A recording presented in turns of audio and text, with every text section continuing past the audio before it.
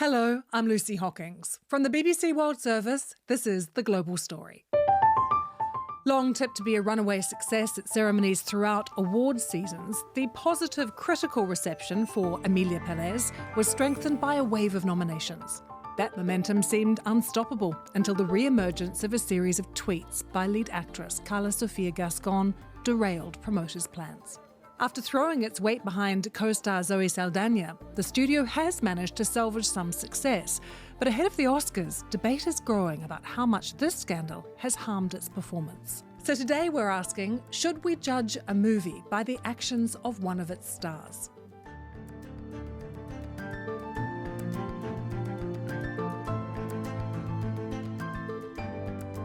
With me is Noor Nanji, who's one of our culture reporters here at the BBC. Good to see you, Noor. Good to see you. It is one of the most talked about movies of this awards cycle. There's been so much buzz around it. But for anyone who hasn't seen it, what is Emilia Pérez all about? So it's a Spanish language musical. It's available on Netflix. It is set in Mexico, but it's actually mostly filmed in France. So there's a lot going on there. And it is, in a sense, a bit of a far-fetched concept. So it's about a Mexican drug lord who changes gender. It's got a cast which includes Selena Gomez, it's got Carla Sofia Gascon, and also Zoe Saldana. And it's definitely been very talked about. In some ways, it's quite divisive. Some people, you either love it or you hate it. You might really like musicals, but not think it works with something to do with a drug cartel. But today, Noor, we're going to be talking about the scandal that is surrounding the lead, and it's really gathered momentum around Carla Sofia Gascon.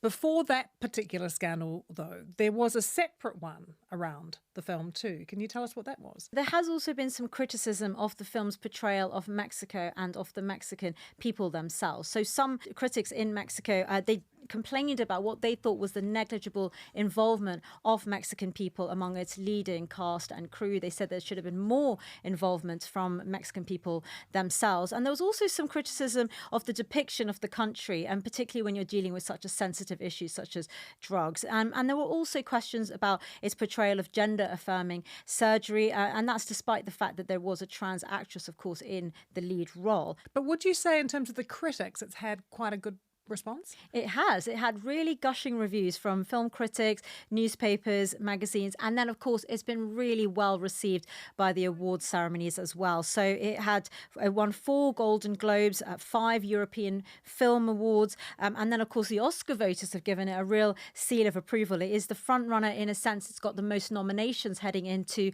the Oscars this weekend. It's got 13 nominations in total. Carla Sofia Gascon is nominated for Best Actress for the lead role. That makes her the first openly trans person to be nominated in an acting category. It's interesting as you approach the award season, isn't it, that some movies start to gain a lot of momentum. And this has definitely been one of those, Noor. But it seems to have hit a bit of a snag.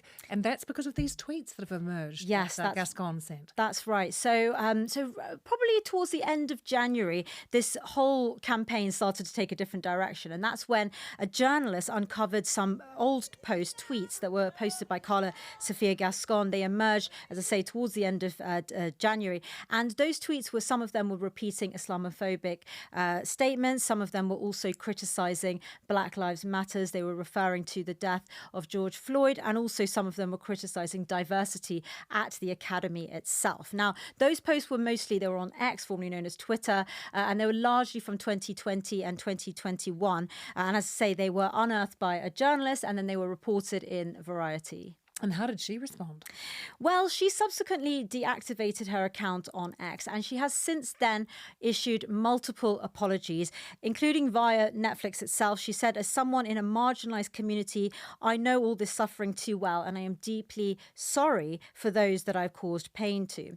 And then after that, she gave an emotional 1-hour-long interview in Spanish to CNN. And in that, she apologized to anyone who may have been offended by these posts. But she said that very categorically that she is not racist. She also said that some of them have been taken out of context. And she also denied a derogatory post that was apparently written about her co-star, Selena Gomez. She said she never would have done that. But it is worth mentioning she's been notably absent from some of the awards ceremonies that have taken place since then. Noor, in that same interview with CNN Espanol, she said, I can't withdraw the nomination because what I have done is a job and what is being assessed is my acting work. I can't withdraw the nomination because I've not committed a crime or harmed anyone. And she added, I'm neither a racist nor any of these things people have tried to make others believe I am. I don't have anything to hide. It felt like there was a really big backlash and it was pretty quick as well. How have other people who have been involved in the film responded? Yeah, well, the film's director has distanced himself from the tweets and the posts. He's condemned them and said that he is no longer in contact with her.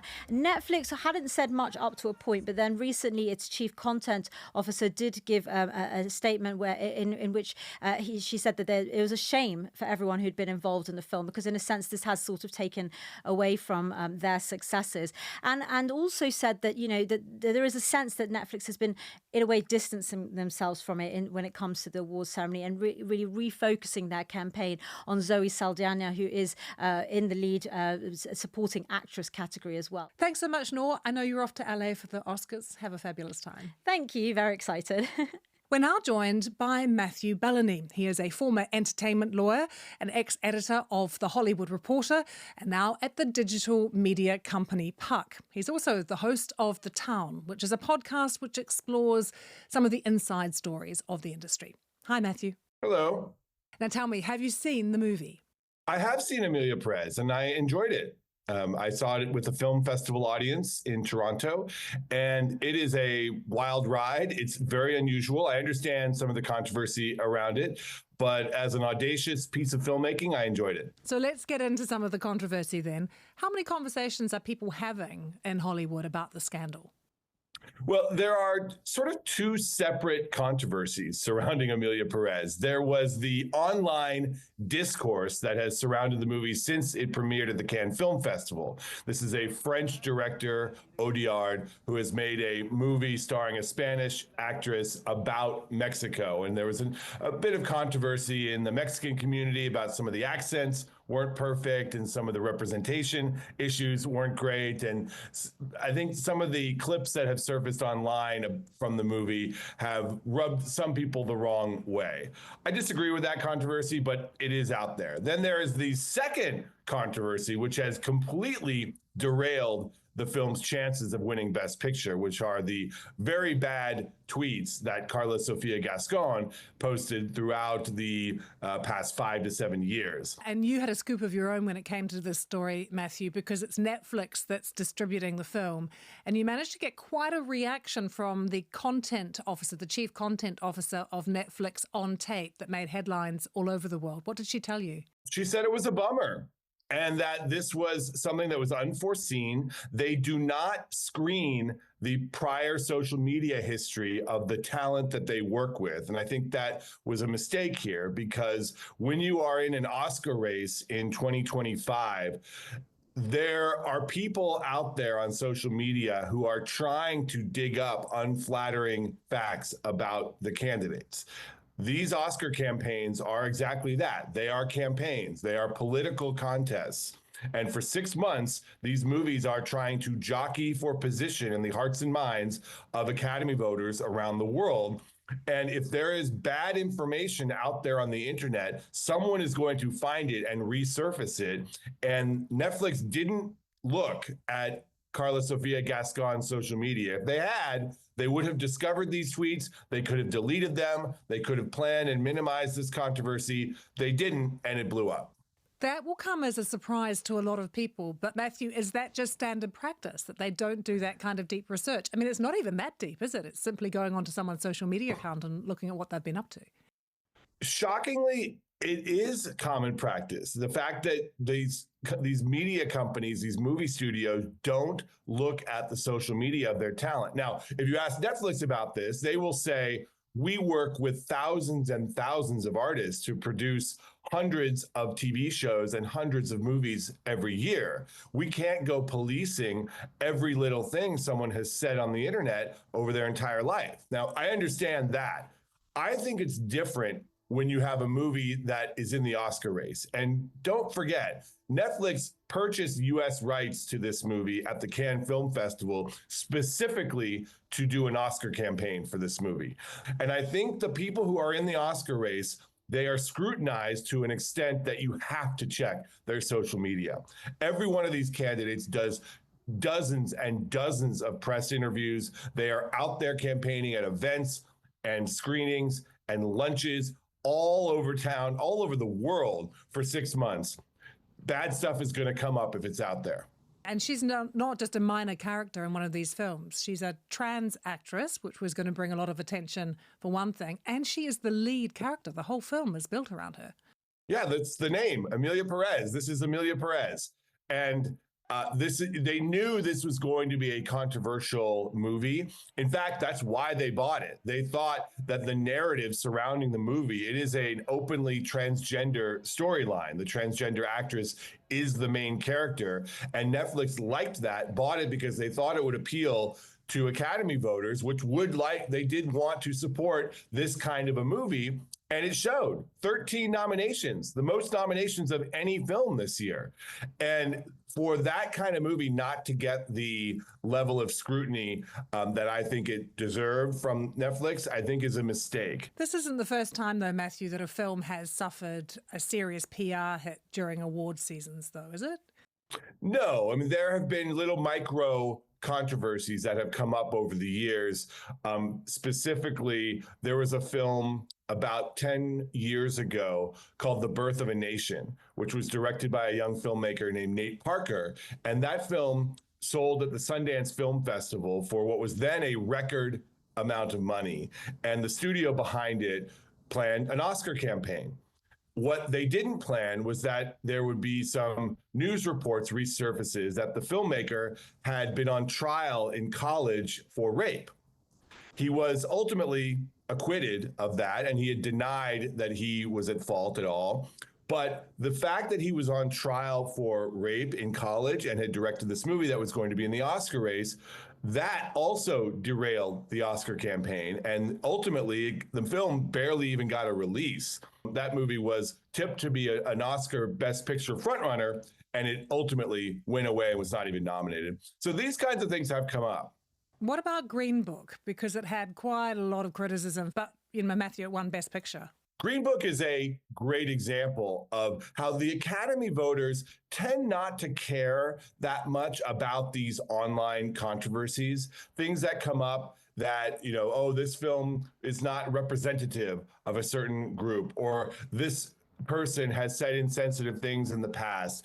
It didn't stick because it wasn't contrary to the narrative of the film in a way that Emilia Perez was. This was just noise that was out there, and Academy voters liked the movie, didn't care about the controversy and the noise, and voted for it anyway. So not all of these controversies actually stick. Is there a credible argument, Matthew, to what some people say, which is that Gascon is being held to a different standard to other people?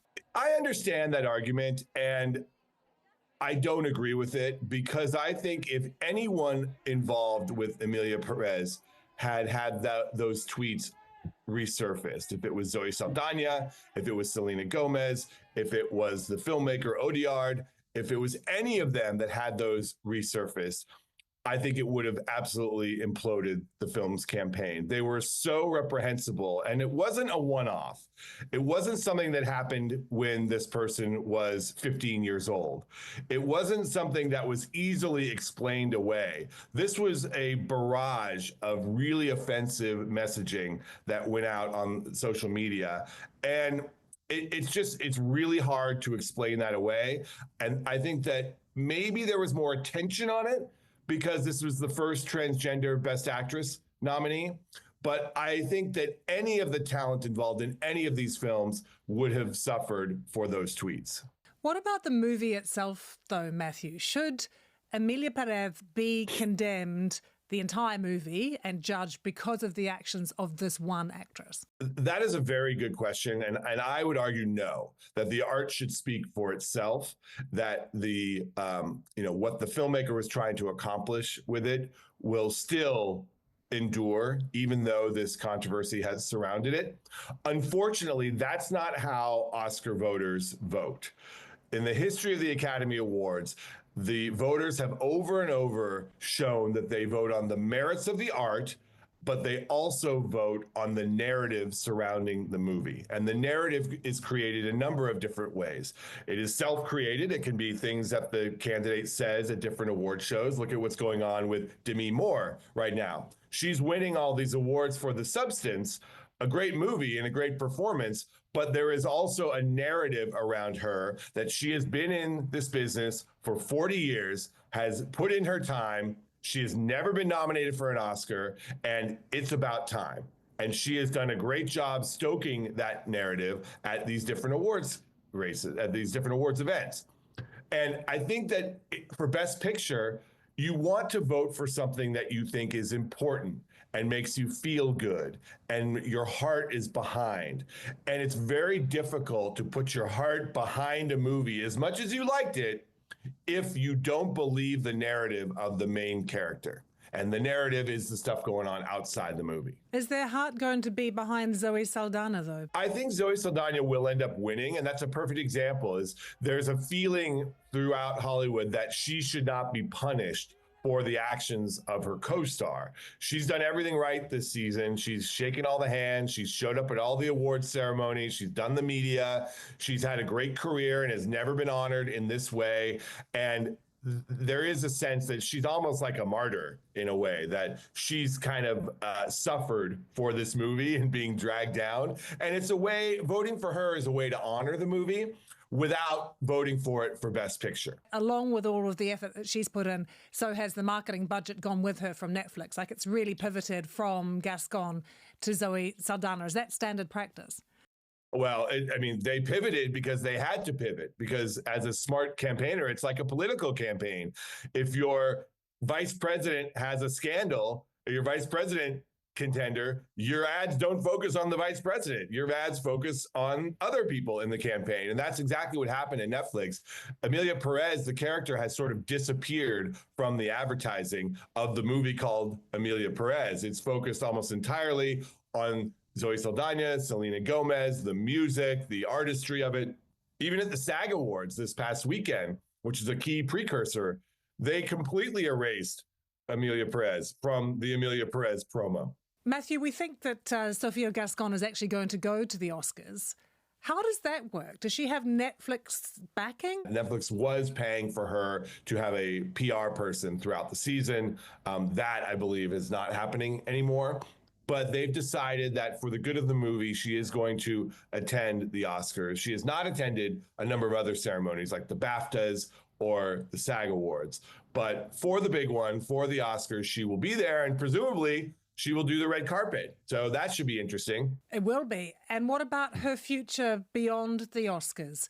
She's been cancelled for now. Can she make a comeback, do you think?